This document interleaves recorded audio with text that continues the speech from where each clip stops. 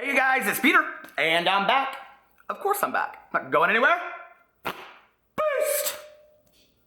I'm YouTube famous now. As if. Every rose has its thorn. Especially on YouTube. It's been an interesting day. People ask me all the time, they're like, you know, when you're like Google searching stuff or you're like watching YouTube videos, like, what do you watch? Do you guys want to know what I've been consumed with today?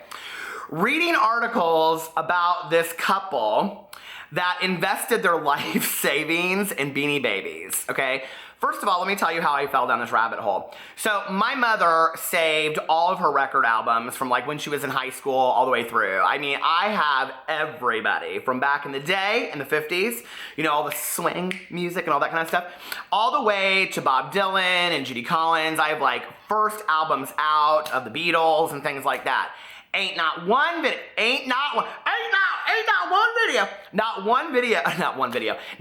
album available on iTunes this year. Affiliate link below. Not one album that I own is worth shit. Seriously. I've been like searching up numbers. I'm like, I know this one's worth $100,000. I'm gonna quit everything. But not anything is worth anything on there, okay? I'm so pissed. So anyway, I was like searching up like collectibles and like what they're worth. And welcome to my life. This is what I do on a regular basis. Beast. And I was like searching through all this kind of stuff and I came upon this article that apparently is pretty popular on the Reddit chain. And that is about this couple that years ago had all this money and they started buying like Beanie Babies and collected them to then one day retire, and they had used their son's college fund and all this kind of stuff. Needless to say, the ceiling fell out on the Beanie Babies. They're not being traded on the market these days, and the family is broke. They're stuck with a basement full of Beanie Babies. So think before you invest in all those Funko Pop things, because as much as I love those Funko Pops, I think the same thing is going to happen. Anyway, yeah. Should we get into this video? I have something I feel like I really need to address, okay? And this is kind of like a really serious thing that I get asked on my, well, I don't get asked, I should say. Hold on, please. Let me get my pretty fan. I don't get asked. I get told, you should go get a real job. Well, I have one. And if you don't know what my real job is, sham-a-lam-a-ning. I'm a customer service rep for the Drama Phone from House of Drama. House of Drama Phone, this is Peter speaking. I've never heard of a George Glass in our school. Elijah Daniel, Christine Sydelko broke up. Oh my Lord. So anyway, for all of you out there that want to say, you need to get a real job and quit doing this drama shit, okay? I'll do whatever the fuck I want, first of all. Second of all, I love doing this. And third, I'm a customer service rep for the House of Drama Phone. Beast. 24 hours a day, 365 days a year, $12.99 a month. So get your service for free right here. All right, so let's talk at 3 minutes and 27 seconds, probably the shortest intro I have ever done in my life on my channel. Let's talk about Elijah Daniel and Christine Sydelko, two of my favorite YouTubers to talk about. And if you stay tuned and you don't come in here and go, don't talk about Elijah that way, don't talk about Christine that way. Seriously? Do you stan much? There's like this trending thing going around that people don't know what stan means. So anyway, I love it. So I have been watching all of this unfold. I did a video last week sometime about the fact that people always ask me, they're like, when you look down, are you reading off a script? No, I'm not. Like I do that a lot just in my personal life. I look down at the ground because I want to make sure I don't fall. But when I fall, I get up. So anyway, I did this video last week talking about Christine and how she put this statement out on Twitter. If you want to go watch that video, it's on my channel. And she said basically, Elijah Daniel and I, we're going our separate ways, not as friends, but professionally. And I'm going to go do my shit and on my videos. And he's going to go do all of his stuff on his. And she was kind of ambiguous about it.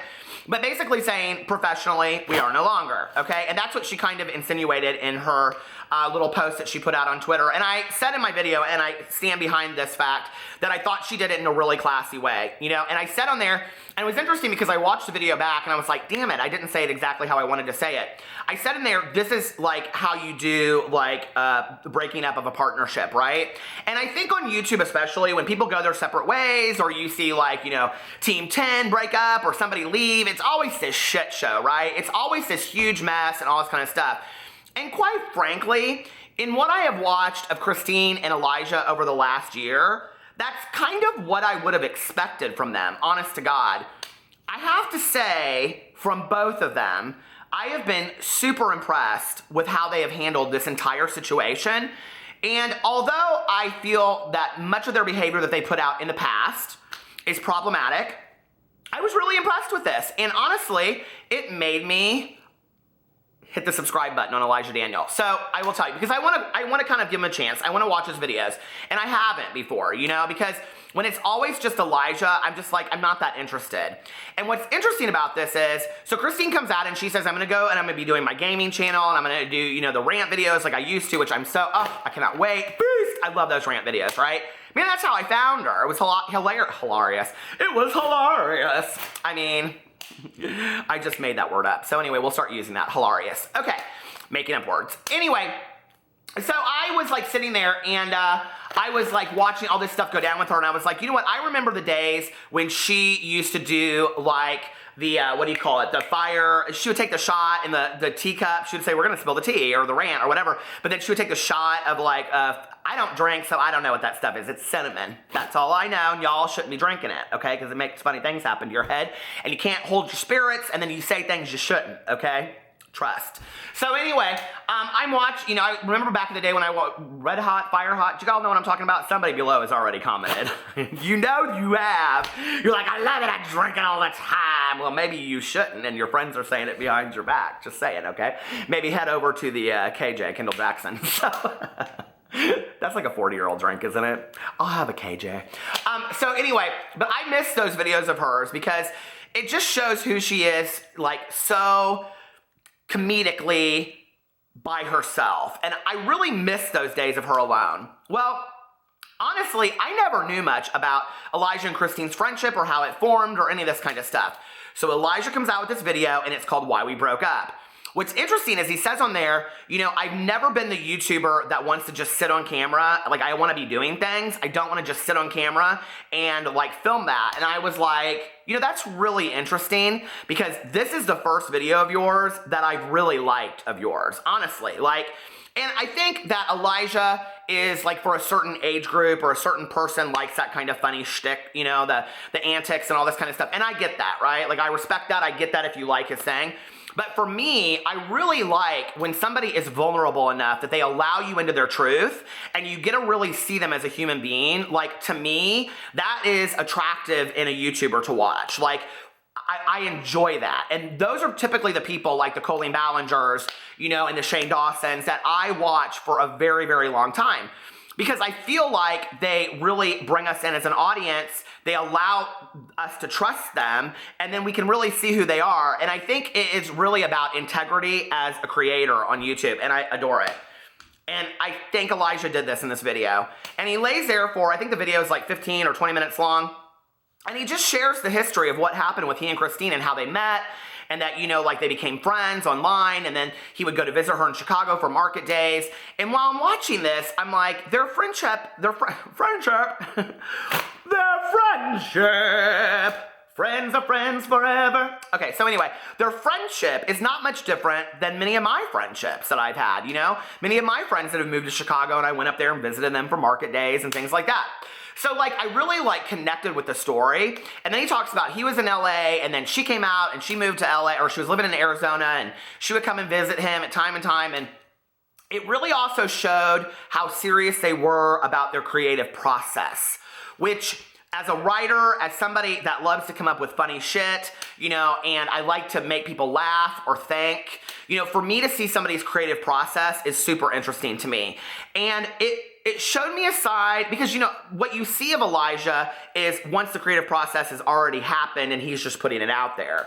I really like to hear people talk about their creative process. Just like I said this about Colleen the other day when she was talking about haters back off and that they gave her creative freedom, and she goes in there and she talks about how she and her brother wrote the show and they pitched it. Like, I love to hear that stuff, right? I love to see the behind the scenes. And I feel like Elijah really allowed us in. I feel like he made us vulnerable enough to see behind the scenes of the friendship of he and Christine. Almost so much that I wish they would have done it a year ago. And so he goes on and on and on, and he explains that Christine's going to do her stuff on her channel, and he's going to do his stuff on his channel, and they're still going to be friends and all this kind of stuff. It was such a respectful video. Like, I have really said a lot about these, Elijah and Tana and Christine and all these people for the last, year. But, like, this video really made me change my mind for the positive. I just watched it and I was like, he's just a regular Joe that, like, maybe to some degree is misunderstood and came across as super intelligent in the video and super intellectual. I was really impressed with him. Now, will I be a fan for life? Probably not. I hope so. I hope he continues to prove that this is who he is over and over again. And, honestly, Elijah, not that you're asking, but if I was going to give you some advice, what I would say is, continue with this. Every third or fourth video, lay down in your bed and talk about your reality. Talk about your truth. Because to me, it was really interesting. The video is long and it didn't seem long to me at all. Like, I was just like so engrossed by watching this, because it was a side of Elijah that I haven't seen. And isn't that awesome when we are pleasantly and positively surprised by somebody, in our real lives or on YouTube? I think it's just phenomenal when somebody shows us a positive side of ourselves or themselves that we hadn't thought of before. And I watched this and I was ready to go into it and just be like, oh, come on now, seriously? But no, I didn't feel like that at all. And I was super impressed with it. Now, I will tell you my one issue with all this video, and this isn't just with Elijah, this is with a lot of YouTubers out there. And, he said in the video that they were vlogging, but then they got bored of it. And then over time, they just didn't even want to vlog anymore. And that, basically, AdSense wasn't paying them enough anymore. And so they weren't making the money that they had made in the past and things like that. And, my experience as a YouTuber, a dude with a camera, has been that AdSense money comes and AdSense money goes, okay? It's never consistent, period. It depends on what month you're making videos. It depends on how many views you get on a video. It depends on what ad is on your video. It goes up and down. And this adpocalypse thing, which everybody has talked about, I'm sure there's some truth to it, but there's still good money to be made on YouTube, and I find it hard to believe that Christine and Elijah were really suffering financially. I find that really hard to believe, to the point where, and this is the other thing, as a person that's creative, in writing my book, I never wrote my book thinking to myself, well, if I don't make $100,000, I'm never writing another book. Why are you doing this, okay? And so in his video, he addresses that, and he's like, he doesn't come out directly and say, we weren't making the money we were wanting to make, so we didn't want to do it anymore, but basically he kind of says, we were losing motivation and passion, and he talks about this in reference to other YouTubers as well, friends of theirs, that were kind of losing motivation because they weren't making the money that they had made before. And I think this is a generational thing. I really, really do, I think that, and I'm not coming down on the generation because I think they were raised to know no different, that we should be paid for those things when for years and years and years there have been starving artists in New York City and, Milan and all around the world. There have been starving actors in Los Angeles that that everybody out there wants to be an actor or an actress, and they're waiting tables and bartending, and that's just a reality, okay? Nobody has promised this dreamland of a world that they have lived and that they've benefited from for, a year or two. And that's phenomenal. And that's awesome. I didn't also realize they had only been on YouTube for a year. And they've grown pretty quickly in a year to start it, lose motivation, and then say, we're going our separate ways. That's a lot in a year, okay? I don't know that. I'm more of write an email, sit back, read it the next day, then push send. I'm just saying, okay? You might want to think through, 2 months from now, your money might be real good, and you might be real motivated again. But I think to me what it says is, why is money the main motivator for a lot of creative people? And then you have to ask yourself, how creative am I really? How passionate am I really? And I will say this. In some of the things that Elijah has done, whether I condone them or not, like the Bible thing that he wrote and the story about, Donald Trump and all that kind of stuff, I don't believe he went in that with the intention of making a lot of money. I think he went into that with thinking, this is how I'm going to get my humor out there in the world. This is how I'm going to prove my beliefs in a humorous way that people will listen to them. And I don't think any of it was about money. Do I think he made a lot of money off those things? Absolutely. And isn't that wonderful when you do something that you're so passionate about, okay? That on top of being able to get up on a daily basis and do something that you love, you're also making money that you can live off of. I mean, who wouldn't want to live that world? That's amazing, right? But that doesn't happen to a lot of people. And, I think to be able to get up every day and just do something that you love doesn't happen to a lot of people. And I have been blessed that my entire life, my entire working life, I have always done something that I loved. And if I didn't love it anymore, I moved on to the next thing. And I have, been very blessed that at times that I financially didn't have a lot of money, I didn't need a lot, and other times that I was making good money, that the money didn't seem that important to me. And for some reason, money's always kind of been taken out of the equation for me. But I also, had this idea ingrained in me when I was growing up from my father, that is, do what you love and the money will follow. And if the money doesn't follow, you're still doing what you love. And I think that's so true, And today, being a customer service rep for the House of Drama phone, how could you not love that? I mean, ding-dong, ding. House of Drama phone, this is Peter speaking. I mean, I only get paid $7.50 an hour, so, yes. But anyway, what I would like to see going forward is I would love to see Christine do what she did before that she did best. I've said this a lot. Why do we change our gig when our gig is going so good, okay? I would love to see Elijah open himself up, be more vulnerable on camera, and do more of this stuff. The funny shit to me, and it's gonna run out sooner or later, okay? He's too smart, he's too creative, he proved it in this video, and I loved it, okay? Going forward, I would love to see them together still. I like that friendship. I like it even more now that I understand the backstory to it. And I think for a lot of us, we always want to know what the backstory is, don't you think?